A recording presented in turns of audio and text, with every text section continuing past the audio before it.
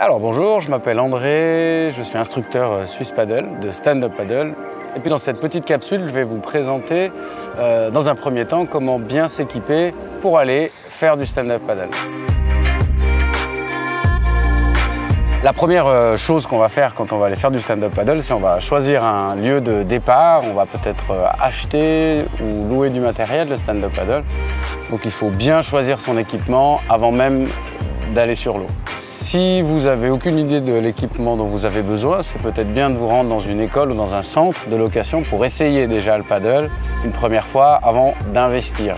Et puis aussi avoir des conseils de spécialistes avant d'acheter la première planche qui vous tombe sous la main pour être sûr de bien s'équiper, être en toute sécurité.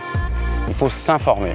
Quand vous allez arriver dans un centre de location ou dans un endroit pour acheter du matériel, on va vous proposer différentes planches. Il existe des planches gonflables, il existe des planches rigides.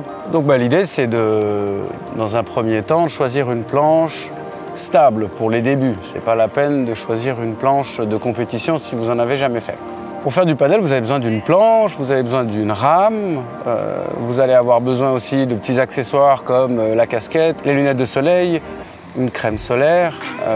Si vous êtes sensible au soleil, c'est important aussi de mettre un t-shirt anti-UV parce que sur l'eau, l'effet de la réverbération est bien présent et on a tendance à prendre des coups de soleil beaucoup plus rapidement en étant sur le lac qu'en étant au bord.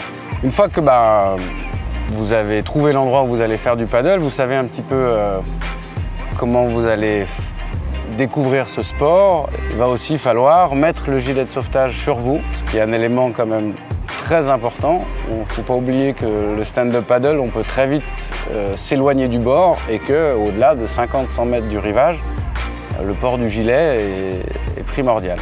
On ne sait jamais ce qui peut arriver, on n'est jamais à l'abri d'un malaise, d'un choc d'hydrocution. Donc même si on est un excellent nageur, il faut avoir un gilet de sauvetage. L'idéal, c'est de le porter sur soi. Si vous vous êtes baigné et que vous avez déjà plus le risque d'avoir un choc d'hydrocution, vous pouvez laisser votre gilet sur la planche. Mais vous devez de toute façon l'avoir sur l'embarcation. Vous devez aussi avoir avec vous, sur la planche, un leash de sécurité. Ce leash de sécurité, c'est votre ligne de vie avec la planche. Donc si vous tombez, par exemple, de votre planche, vous aurez à tirer sur cette petite corde qui vous relie à la planche et vous resterez toujours à côté. Donc l'environnement est aussi important quand on part faire du stand-up paddle. Regarder d'où vient le vent est primordial. Pour avoir le vent dans la figure à l'aller et l'avoir dans le dos au retour.